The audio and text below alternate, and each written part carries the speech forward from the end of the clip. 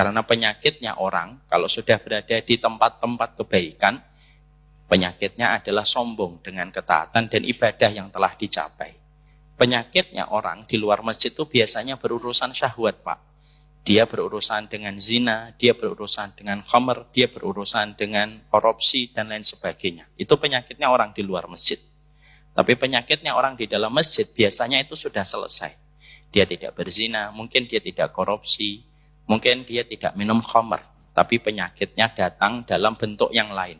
Penyakitnya orang kalau berada di tempat-tempat ilmu dan tempat kebaikan. Penyakitnya, kata Imam Ibnu Qayyim, penyakitnya biasanya sombong dengan pencapaian yang telah dicapai dan pencapaian yang telah dilakukan di dalam ibadah dan di dalam ketaatan yang dia lakukan. Makanya kalau kita ngerasa kita sudah mulai baik, kalau kita sudah mulai merasa kita sudah mulai taat, lalu tercipta kesombongan pada diri kita, itu itu pasti datang dari setan.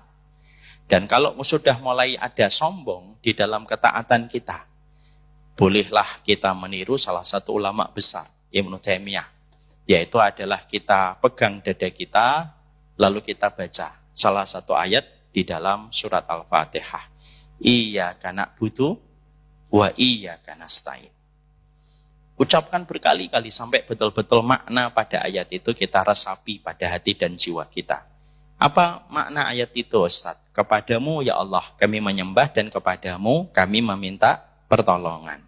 Artinya ibadah kita tidak akan pernah terselenggara kecuali karena pertolongan Allah yang hadir pada kehidupan kita. Jadi bukan karena kita, bukan karena hebatnya kita, bukan karena solihnya orang tua kita, bukan.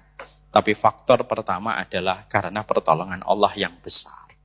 Makanya kita kalau ada sombong pada hati kita, pegang dadanya, lalu ucapkan iyyaka na'budu wa iyyaka nasta'in. Setan itu selalu berusaha membuat kita sombong di balik ketaatan kita dan ibadah kita. Kapan saja. Bahkan ketika kita akan meninggal dunia sekalipun. Setan pun masih membuat kita bisa sombong di dalam ibadah kita supaya hancur berantakan ibadah yang telah kita lakukan.